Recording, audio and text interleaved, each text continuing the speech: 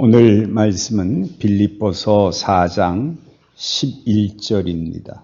미안합니다. 13절입니다. 13절. 한 절입니다. 빌립보서 4장 13절 같이 한번 읽겠습니다. 내게 능력 주시는 자 안에서 내가 모든 것을 할 수 있느니라. 아멘. 오늘 여러분에게 이 축복이 함께 하시길 바랍니다. 모든 것을 할 수 있느니라. 그런데 그 능력이 누구로부터 와야 되느냐? 하나님으로부터 와야 된다 하는 그 말씀대로 하나님으로부터 능력을 힘입어 모든 일을 할 수 있을 것입니다. 사실 우리가 모든 걸 할 수 있다 그러면 얼마나 좋겠어요. 그렇죠? 근데 모든 게 잘 안 돼요.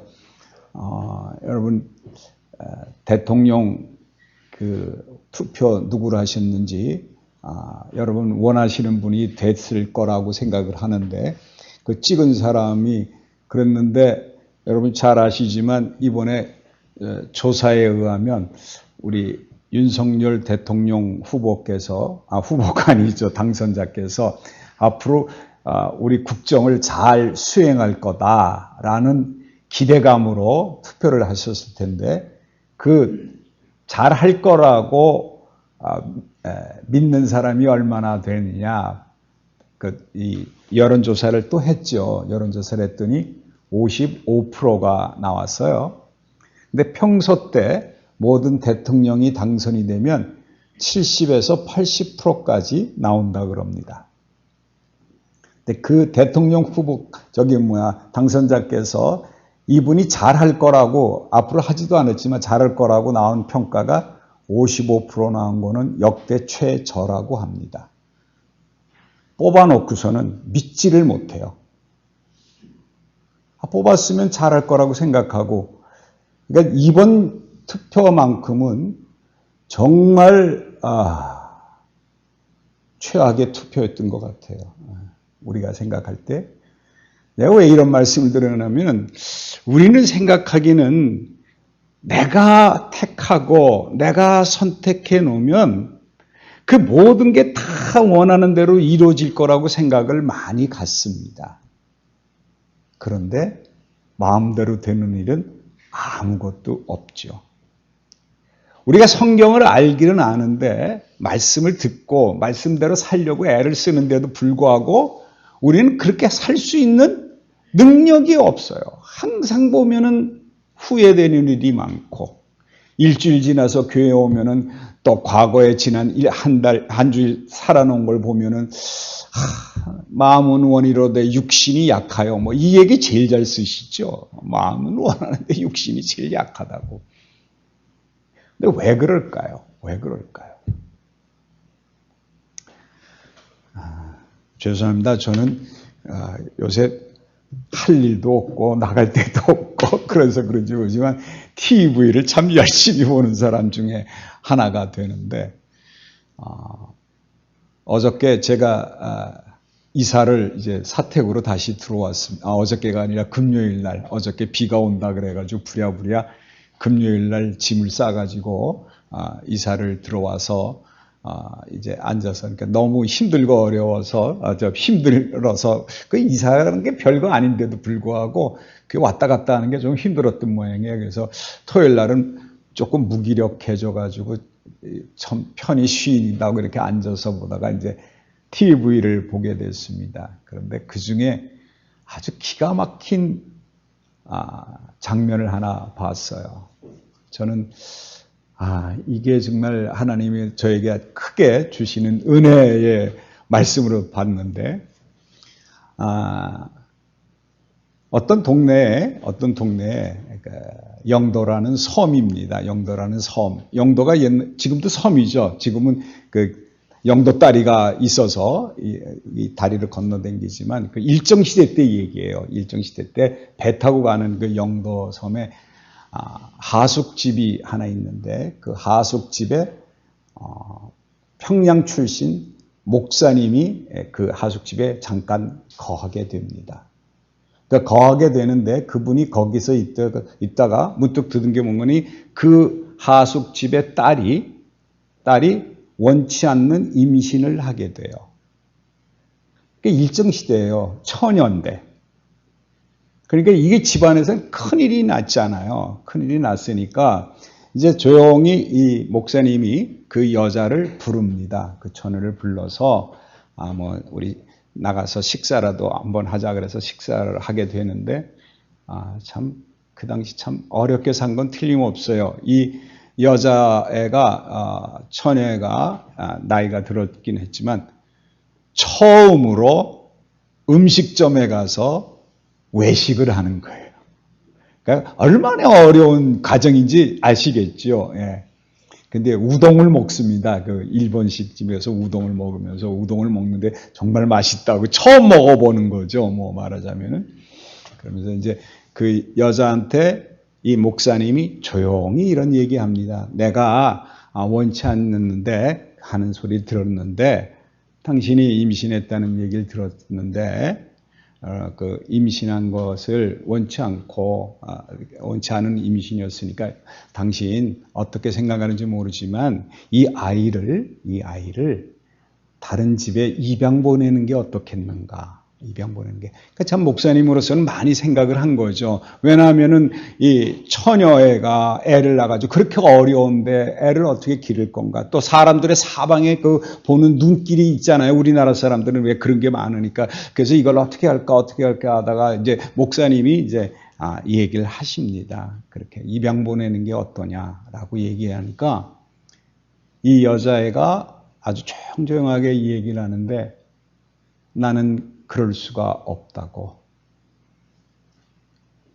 이 아버지가 있었는데 이 아버지로부터 배운 사상이 뭐였는고 하니 아버지는 언챙이에 쩔뚝바리에 아주 그냥 나약한 사람이죠. 하숙집 하는 사람이니까 이 여자가 그러니까 부인이 아주 강해서 이제 그 집을 이루러 나가는데 이 아버지가 뭐라고 얘기하는 거 하니 이 딸한테 항상 하는 얘기가 나는 너를 지켜줄 거야. 네가 어디 가든지 나는 너를 너무 사랑하기 때문에 그 당시 뭐 당하는 일들이 많잖아요. 일본 순사가 나타나게 하면 다 이 경례하고 뭐 이러고 그러고 뭐 취급받는 게 개돼지 취급받는 거 그런 거 보게 되고 그런 걸 보게 될 때마다 이 아버지는 딸에게 나는 너를 지켜줄 거야. 내가 항상 너와 함께 할 거야. 그러니까 넌 걱정하지 마.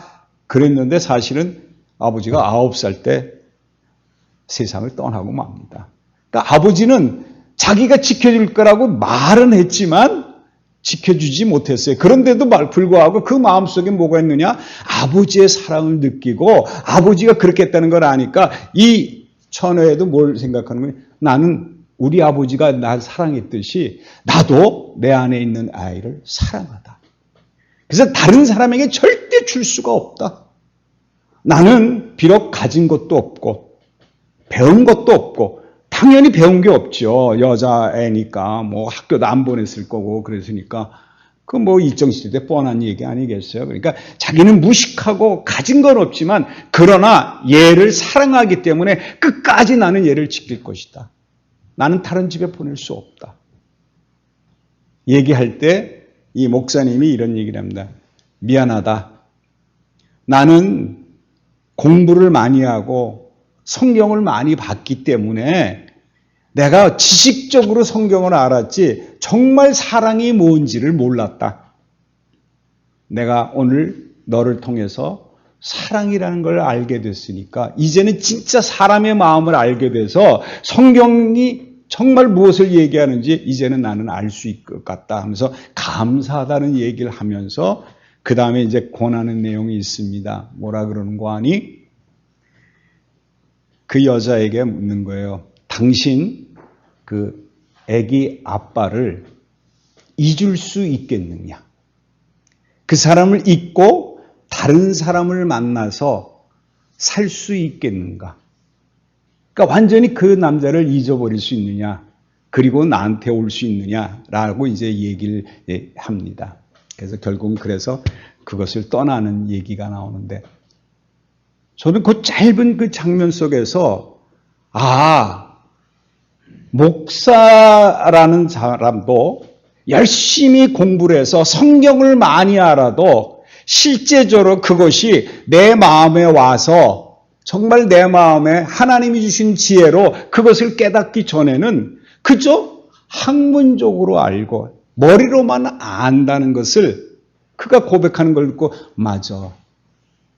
목회자들이 목사들이 설교할 때 정말 어떻게 설교를 해야 될 것인가? 아니, 여러분도 마찬가지라고 생각합니다. 여러분도 성경을 읽고 어떤 게 사랑이고 어떤 게 그런 것을 깨달을 때 진짜 무엇을 알아야 되느냐? 하나님으로부터 오는 지혜를 알지 못하면 말씀을 제대로 깨달을 수 없다는 겁니다.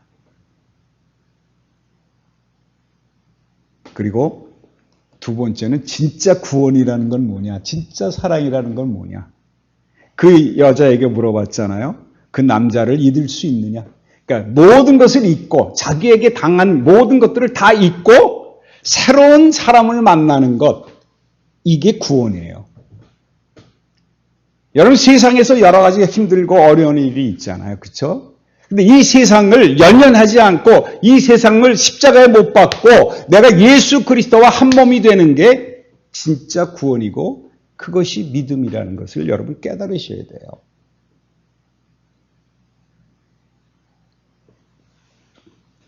저는 곧잘 그런 얘기를 합니다.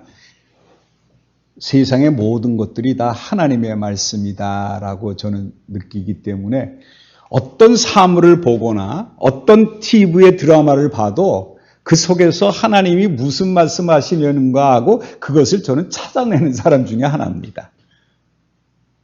실제적으로 사람의 속을 알아야 되기 때문에. 마찬가지로 여러분 성경을 보실 때마다 또 사물을 볼 때마다 항상 여러분 속에는 말씀이 있으셔야 돼요. 그리고 누구의 눈으로 볼 수 있어야 되느냐? 말씀이 주시는 하나님의 눈으로 세상을 볼 수 있어야 된다는 거예요. 그렇지 않으면요, 믿음은 제대로 생기지 않습니다. 여러분이 아무리 예수 그리스도를 믿고 하나님과 같이 한다고 고백을 하더라도 여러분의 눈이 아직도 세상에 가지고 눈에 있고 나의 눈으로 보게 되면 내가 좋은 것이 좋은 거로 생각하고 아까 그 목사님이 얘기할 거나 마찬가지로 애를 입양시키는 게 최고의 선인 것 같고 최고의 구원인 것 같이 생각했는데 그게 아니라는 것을 깨닫는 것을 보는 거나 똑같이 여러분 세상의 눈으로 세상을 보게 되면 아무리 믿음이 있다고 그러고 고백을 하더라도 여러분의 눈은 세상의 눈으로 보기 때문에 믿음이 올바로 생기지 않습니다. 여러분 이게 굉장히 중요한 얘기예요. 세상의 눈으로 보지 마세요. 하나님의 마음, 하나님의 눈으로 보셔야 돼요. 모든 것들이 다 마찬가지입니다. 세상을 볼 때. 제가 처음에 55% 나왔다 그러는데 저는 그 55%, 70%, 여러분 70%, 80% 됐다가 맨 나중에 어떻게 됩니까? 평가 내릴 때 보면 30%, 40%뚝 떨어져서 감옥에 가는 걸 투성이잖아요. 아무리 기대가 있고 낫다. 그거 볼 거 아니에요. 우리의 눈은 어디에 있어야 돼요? 하나님의 눈으로 봐야 돼요. 그런데 말미암아 하나님은 모든 것을 할 수 있는 분이 되는 것. 모든 것을 다스려 나가고 모든 것을 이룰 수 있고 모든 것을 할 수 있는 것은 하나님의 능력이 있어야 되는 것이지 하나님이 아니시고는 일어나지 않는다는 사실을 기억하셔야 된다는 거예요. 그러므로 세상의 눈으로 누가 좋고 누가 나쁘고 이 평가가 어쩌고 저쩌고 이런 거 보지 마세요. 우리는 누구를 볼 수 있어야 돼요? 그 사람 너머에 있는 하나님을 볼 수 있는 눈을 가지셔야 된다는 거예요. 왜? 하나님이 이 나라를 지금까지 지켜주셔서 오늘 이 자리까지 있었다 그러면 앞으로도 하나님이 우리를 이끌어 가시고 이 나라를 지켜주실 거 아니시겠어요? 그러므로 우리는 눈을 들어 하나님을 볼 수 있는 축복된 은혜를 누리시기 바랍니다. 오늘도 본문에 보게 되면요. 그랬어요. 내게 능력 주시는 자 안에서 내가 모든 것을 할 수 있느니라 라는 말을 썼습니다. 틀림없어요. 내가 모든 일을 할 수 있어요. 내가 하는 게 아니에요. 내게 능력 주시는 자 안에서. 그러니까 하나님의 능력이 오시지 않으면 내 안에 성령이 있지 아니하고 성령이 없고 하나님이 내 안에 있지 아니하면 하나님은 나에게 능력을 주실래야 줄 수가 없습니다. 그러면 내가 예수 그리스도 안에 하나님 안에 그래서 예수님이 그랬잖아요. 나는 포도나무요 너희는 가지니 너희가 내 안에 내가 너희 안에 있으면 무엇이든지 원하는 대로 구하라. 그러면 너희가 열매를 많이 맺을 것이다 그랬어요. 우리는 가지예요. 그저 붙어 있기만 하면 됩니다. 붙어 있으면 누구의 능력으로? 그리스도의 능력으로 열매를 맺게 돼 있어요. 여러분 한만 해도 안 되잖아요. 저는 늘 그 얘기가 재미있어요. 그러니까 이제 모내기할철이 점점 아직은 멀었나요? 모르겠습니다. 어쨌든 모내기철 하면 옛날에 모를 다 이렇게 손으로 심었는데 요새는 기계로 심더군요. 근데 손으로 심으면 저도 가서 모내기 해봤어요. 이거 안 되더군요. 심으면 붕 떠오르고 누우면 떠오르고 이게 안 돼요. 근데 그 옆에서 하시는 분 보니까 푹툭툭툭 했는데 잘 심어요. 저는 한만 손 가지고 이랬는데도 하고 나면 붕 떠오르고 이게 뿌리를 못 박는. 그래서 한번 모내기 하러 갔다가 창피할 건 뭐 있어요? 뭐 할지 모르는 게 당연하죠. 서울놈이 알긴 뭘 하겠어요. 가서 거머리는 물려가지고 피 빨린다고 난리법석을 떨었던 생각밖에 안 나는데 여러분 뭐 신고 나면 파릇파릇하게 자라잖아요. 근데 어떤 사람이 같이 모를 심었는데 옆집은 쑥쑥 자라는데 자기는 안 자라는 거예요. 그러니까 이걸 왜 안 자라? 해서 자기가 자라게 해서 조금씩 뽑아놨습니다. 어떻게 됐을까요? 잘 아시잖아요. 예. 여러분, 내가 자라게 할 수 없습니다. 뽑았어요? 조금 키를 맞췄어요? 다 죽어버려요. 암만 내가 무엇인가 하더라도 내가 하나님의 능력이 없다고 하면 나는 아무것도 할 수 없는 존재라는 고백이 우리에게 먼저 있어야 이 구절이 우리에게 큰 은혜가 되는 겁니다. 빼앗아먹지 말으셔야 될 게 뭐예요? 내게 능력 주시는 자 안에서예요. 하나님 안에 계실 때, 하나님이 내 안에, 내가 하나님 안에, 이럴 때 모든 일을 할 수 있다는 사실을 꼭 기억하셔야 돼요.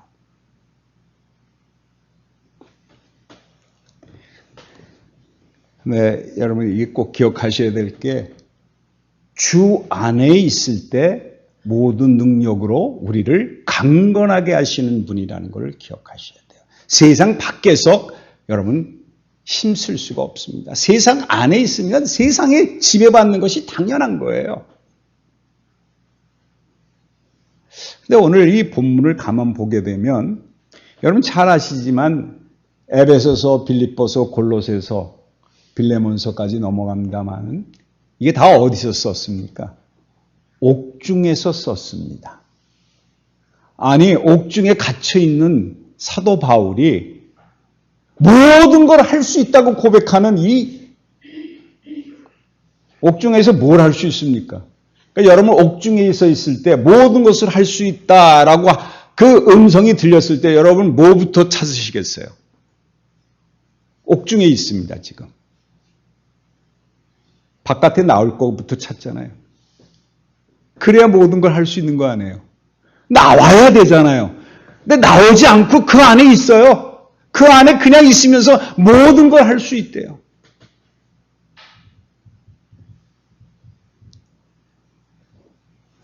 여러분, 그러면서 오늘 그 위에 보게 되면 10절부터 이제 보게 되면 이런 말이 있습니다. 11절.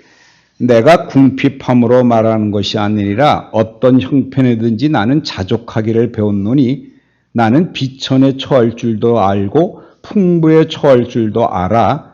모든 일 곧 배부름과 배고픔과 풍부와 궁핍에도 처할 줄 아는 일체 비결을 배웠노라 라고 했습니다. 여기 지금 배웠노라 그랬잖아요. 이 배웠노라는 말의 뜻은 무슨 뜻이 있는 거 아니? 어떤 신으로부터 신탁에 의해 지도를 받는다는 그 뜻이 있습니다. 다시 말하면 어떻게 배워요?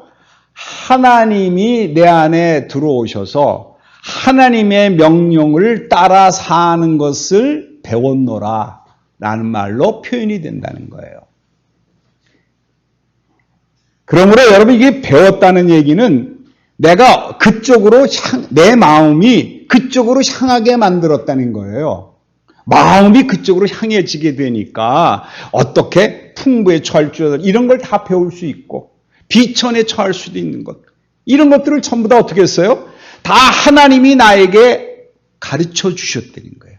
이렇게 하면 그것을 견딜 수 있고 그것을 이길 수 있는 힘이 우리에게 있는데 그게 바로 뭐예요? 하나님이 주시는 능력으로 그것을 견딜 수 있었다는 겁니다. 내가 모든 걸 할 수 있었던 일, 그 위에 있는 일들, 이런 비천, 여기 그랬잖아요. 뭐 궁핍에 처할 줄 알고 또 풍부에 처할 줄 알고. 여러분 이게 중요한 얘기는요. 비천보다는 어떤 게 더 좋은 줄 아세요? 풍부에 처할 줄 알고 이거 배우셔야 돼요. 이거 못 배우시면 여러분 타락하기 쉽습니다. 여러분이 왜 사업을 하시든가 무슨 일을 하다가 왜 그것이 망하는 줄 아세요? 왜 그 일이 안 되는 줄 아세요? 내가 풍부에 처할 줄을 모르기 때문에 그렇습니다. 예수 그리스도를 믿는다고 하면서 내가 풍족한 것을 누리면 하나님을 떠날 것 같은 마음이 생기면 하나님은 어떻게 돼요? 그 풍부를 막으시는 거예요. 그게 바로 뭐예요? 내게 능력 주시는 자 안에서 모든 것을 할 수 있느니라. 여러분 이것도 배워야 됩니다. 능력으로 하나님이 우리에게 가르쳐 주시는 말씀대로 순종하는 삶을 살 때 이런 것들을 배울 수 있습니다. 그리고 그 위에 오게면 4절에 보면 이런 말이 있어요. 주 안에서 항상 기뻐하라. 내가 다시 말하노니 기뻐하라. 너희 관용을 모든 사람에게 알게 하라. 주께서 가까우시니라. 아무것도 염려하지 말고 다만 모든 일에 기도와 간구로 너희 구할 것을 감사함으로 하나님께 아뢰라. 그리하면 모든 지각에 뛰어난 하나님의 평강이 그리스도 예수 안에서 너희 마음과 생각을 지키시리라.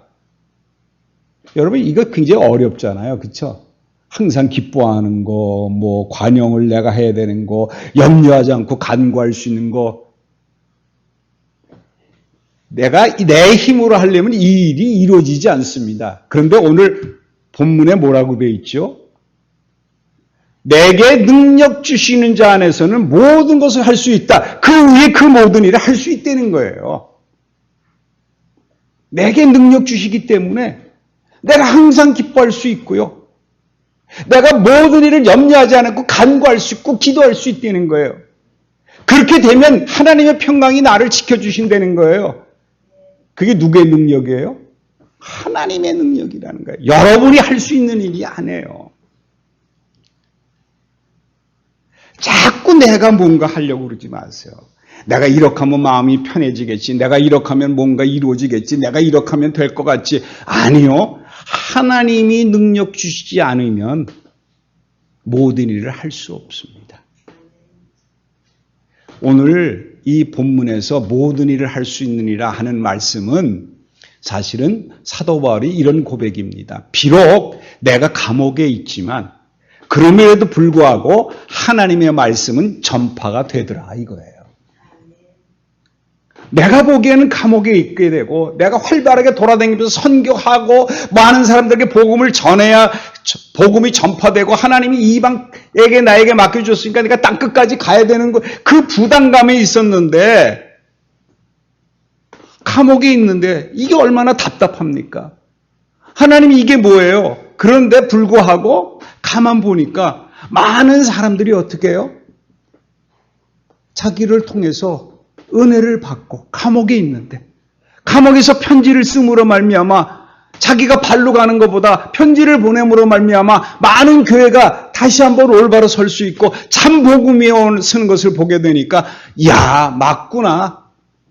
내가 아무리 감옥에 있고 내 환경이 어떻더라도 하나님은 하나님의 복음은 전파가 되는구나. 그러니까 내가 모든 것이 할 수 있는 능력이 내 거 아니라 하나님이 하신다는 것을 고백하면서 능력이 누구에게서 나오느냐? 하나님에게서 나온다는 고백이 오늘 본문이라는 겁니다. 여러분, 정말 이 중요한 이 코로나가 이제 끝나가는 건지 어떻게 되는지 잘 모르겠습니다. 어쨌든 뭐 그래도 요새는 30만 명 그러니까 야, 좀 줄었네. 예, 이제 끝나가나 보다 이 생각부터 들어요. 아니, 지난주에도 얘기했지만 여러분 요 44일, 40일 동안에 900만 명이 걸렸다 그러잖아요. 그러니까 그 전에 1년 한 7, 8개월 동안 기껏해야 100만 명이 걸렸고 이런데도 불구하고 그러니까 그 처음에는 어떻습니까? 뭐 10명 걸렸다, 뭐 100명 걸렸다 하니까 큰일 난 것처럼 난리법석을 떨고 뭐 그냥 마스크 쓰고 뭐 근데 지금은요.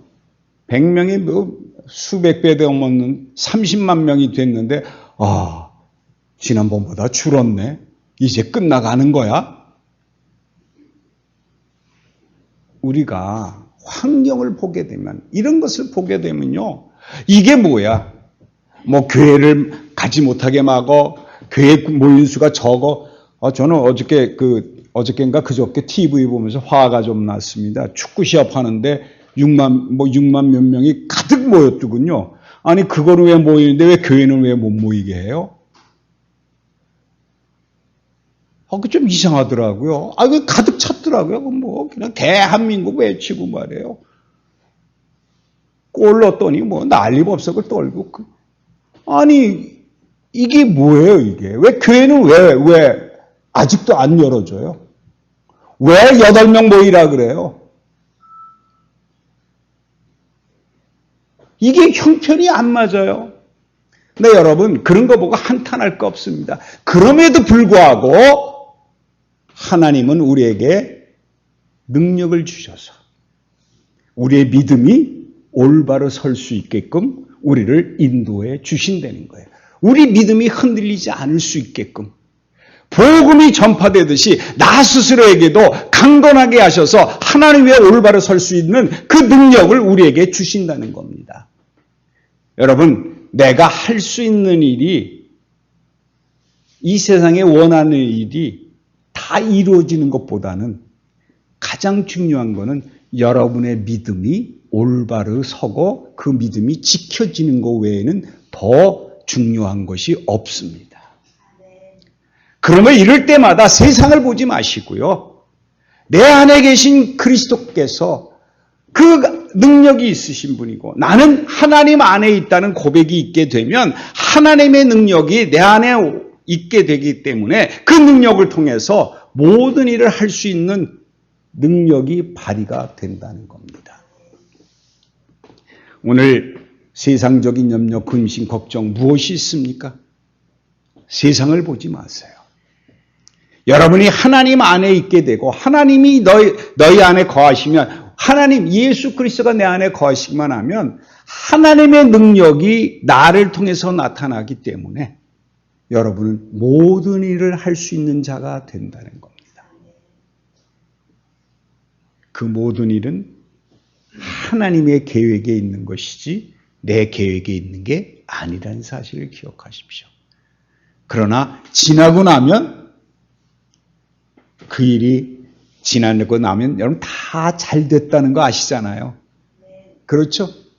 지나고 나면 그 당시에는 분하고 억울하고 이럴 수 있어. 그런데 지나고 나면 그때 그런 일이 없었으면 큰일 날 뻔했네. 이 고백이 우리에게 있게 되잖아요. 근데 그런 것을 할 수 있게끔 만들어주시는 분이 누구예요? 하나님의 능력이라는 거예요. 저는 늘 그 생각합니다. 제가 이 안에 이렇게 있으면서 늘 생각하는 게 우리 교회가 오늘 이 자리에 여러분과 같이 예배 드릴 수 있고 그래서 코로나도 상관없이 하나님 끝까지 우리 교회에서 예배 드릴 수 있게 해주는 것 이거야말로 하나님의 능력이시라는 거예요. 여러분이 믿음을 지키고 이 자리에 나와서 어느 환경에 있든지 그 믿음이 흔들리지 않았다는 그 사실 하나만 봐도 하나님은 여러분을 통해서 모든 일을 하시는 분이라는 겁니다. 그 은혜가 넘치기 바랍니다. 그래서 사실은 빌립보서 4장 23절에 보면 이런 말이 있어요. 20절에 보면 20절과 23절 똑같은 얘기입니다. 23절 주 예수 그리스도의 은혜가 너희 심령에 있을지어다 그랬습니다. 어디에 있어야 돼요? 심령에 있으셔야 됩니다. 하나님의 은혜는 여러분 마음속에 있고 여러분의 심령에 있는 것이지 우리는 은혜 받았다 그러면 바깥의 것을 취하는 게 은혜 받은 거로 생각하는데 아니에요. 어디에 있어야 돼요? 심령에 있어야 돼요. 그리스도의 평강이 너희 마음과 생각을 지키시리라 하는 그 은혜대로 여러분 심령에 하나님의 은혜가 있게 되면 평강이 여러분을 지켜주실 거라는 겁니다. 하나님이 여러분을 지금까지도 지켜주셨기 때문에 앞으로도 평강 가운데 여러분의 삶을 이끌어 가실 줄 믿습니다. 기도하겠습니다. 하나님의 은혜를 다시 한번 감사드립니다. 우리가 그리스도 안에 있으면 그 능력으로 우리를 강건하게 하신다고 약속하셨사오니 우리가 그리스도 안에 그리스도가 내 안에 있는 기쁨으로 살게 하심으로 말미암아 모든 일을 할 수 있는 축복의 삶을 사는 저희들에게 은혜 내려 주시옵소서. 그래서 모든 것을 주님이 허락하셨다는 것을 깨닫게 하시고 하나님과 함께함으로 말미암아 이 세상에서 항상 승리하고 항상 기쁨이 넘치는 삶을 살게 허락하여 주시옵소서. 예수 그리스도 이름으로 기도합니다. 아멘.